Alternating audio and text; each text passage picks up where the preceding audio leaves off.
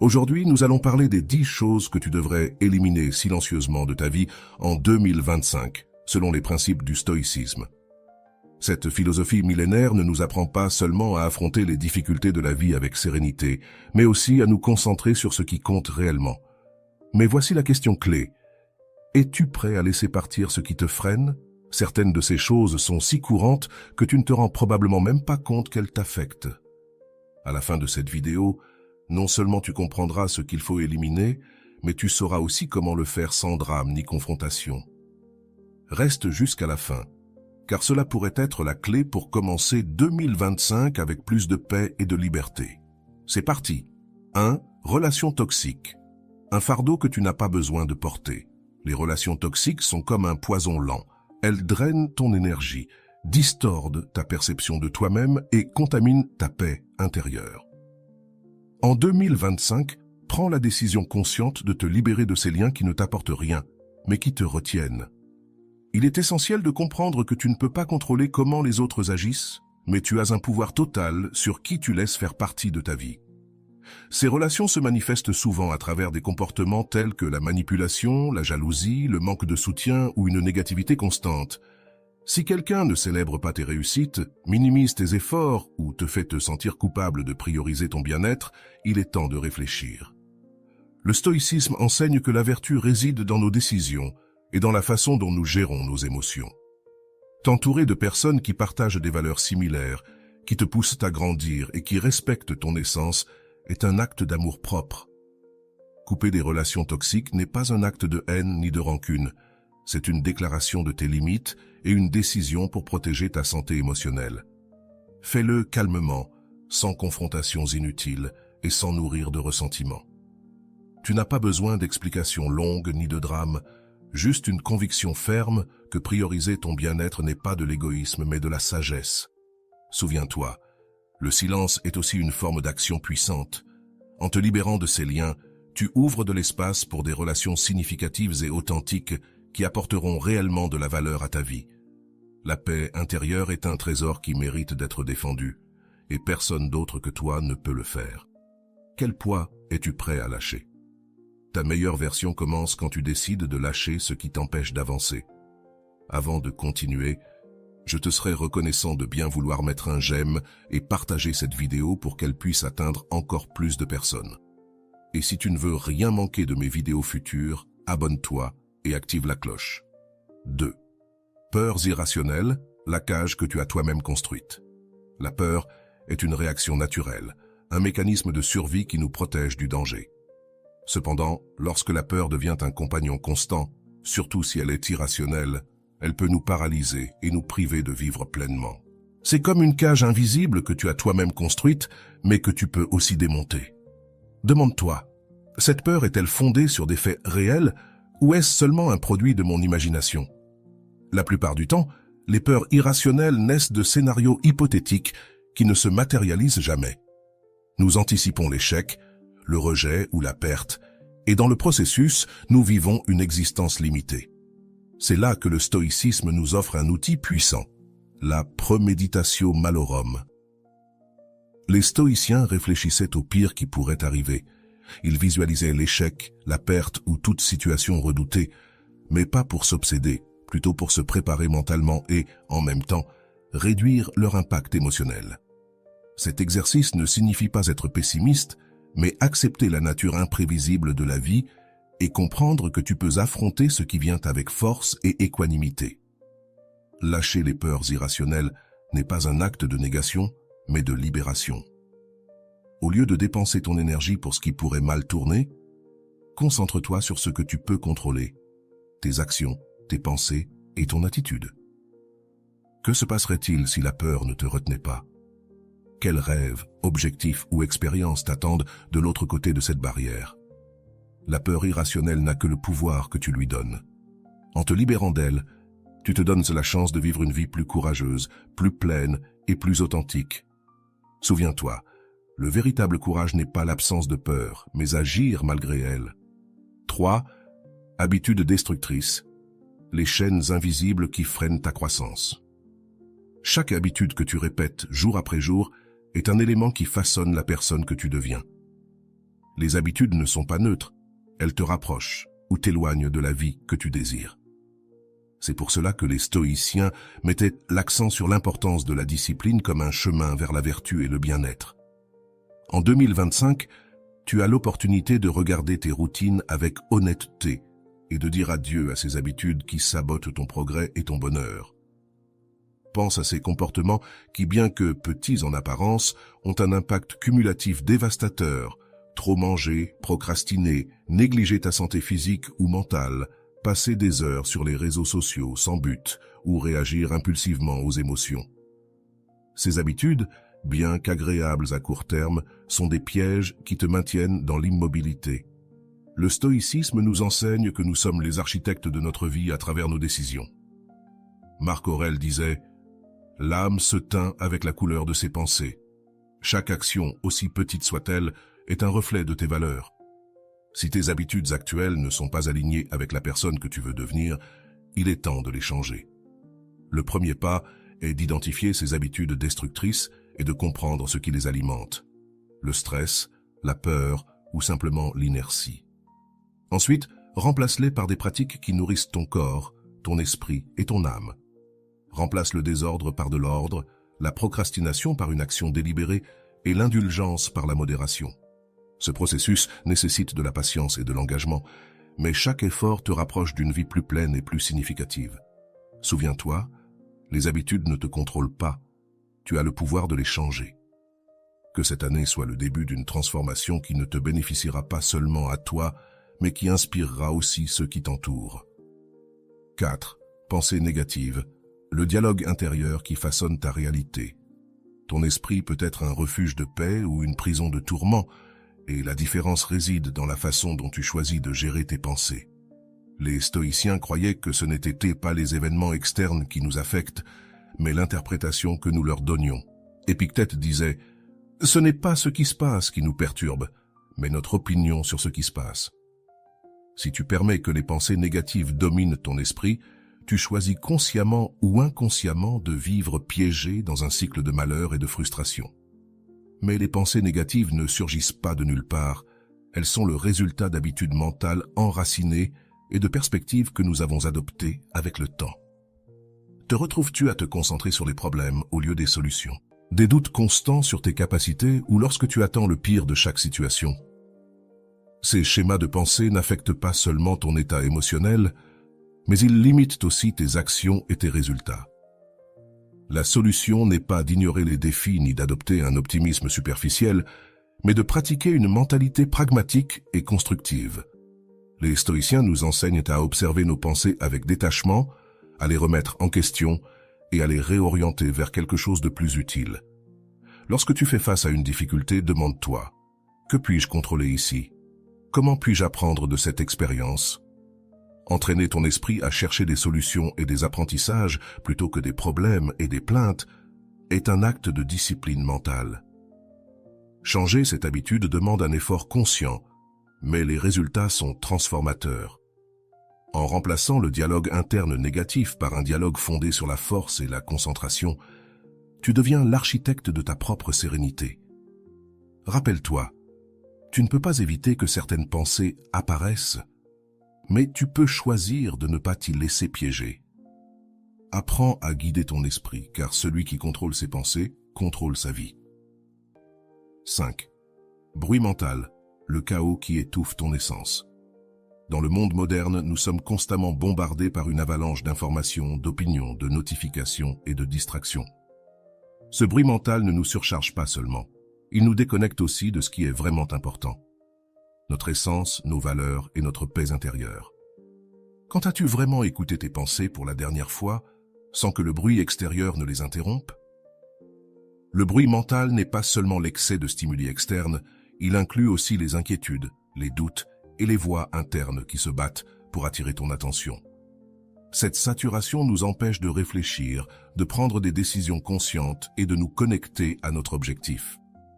Les stoïciens comprenaient la valeur du silence comme un refuge où l'esprit peut trouver clarté et force.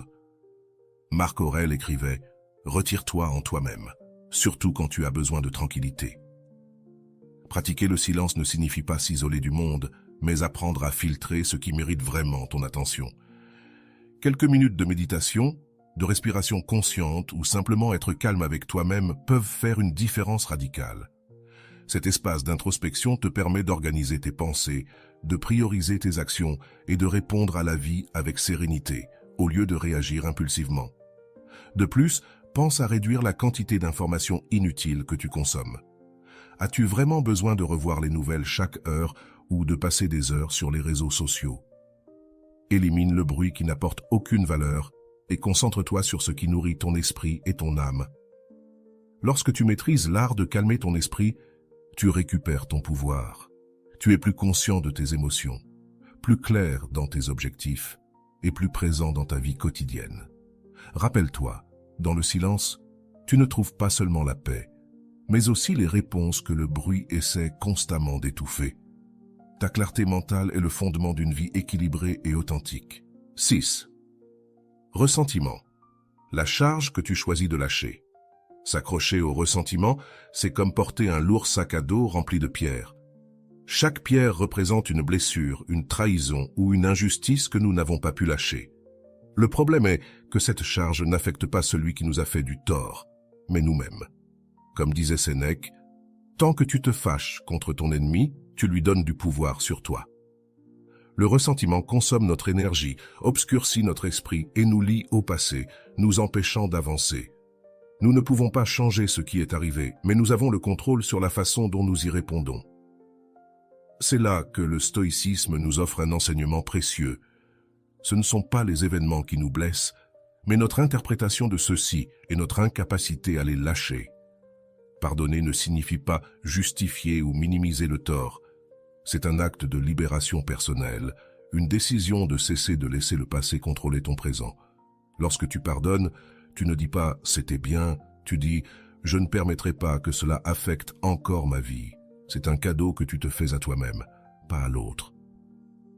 Le processus commence par reconnaître ce qui s'est passé et l'impact que cela a eu sur toi, mais ne t'accroche pas à la douleur. Pratique le détachement émotionnel en comprenant que le ressentiment perpétue seulement ta souffrance. Réfléchis à ce que tu peux apprendre de cette expérience et concentre ton énergie sur ce qui compte vraiment, ton bien-être et ta croissance. Imagine ce que cela ferait de lâcher ce sac à dos de pierre que tu portes. Légèreté, liberté, paix. Voilà le pouvoir de lâcher le ressentiment. Fais-le en silence, non pas pour prouver quelque chose aux autres, mais pour réclamer ton pouvoir sur ta propre vie. Le passé est passé. Ne laisse pas qu'il continue à voler ton présent. Septembre. Comparaison constante, le piège qui vole ta paix. Te comparer constamment aux autres, c'est comme courir une course interminable sur un chemin que tu n'as pas choisi. Il y aura toujours quelqu'un qui semble avoir plus de succès, plus de beauté, plus de bonheur ou plus de ressources, mais cette habitude n'est pas seulement épuisante, elle est aussi inutile. Marc Aurèle disait « Le bonheur de l'homme dépend de son opinion et cette opinion ne doit pas se baser sur des critères extérieurs. Quand tu te compares, tu mesures ta vie avec des règles qui ne te sont pas propres. Chaque personne a un chemin unique, avec des défis, des forces et des opportunités différentes. En te concentrant sur ce que les autres ont ou accomplissent, tu détournes ton attention de ce qui est vraiment important, ta propre progression.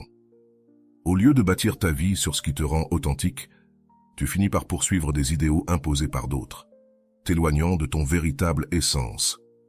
Le stoïcisme nous enseigne que la vertu et la satisfaction proviennent de l'amélioration de notre propre vie et non de la manière dont nous nous comparons aux autres.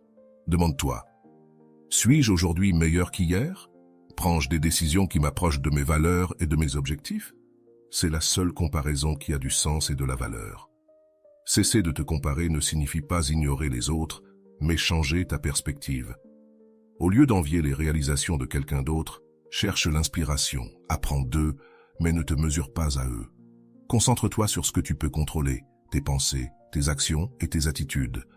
En lâchant le besoin de te comparer, tu découvres une liberté immense.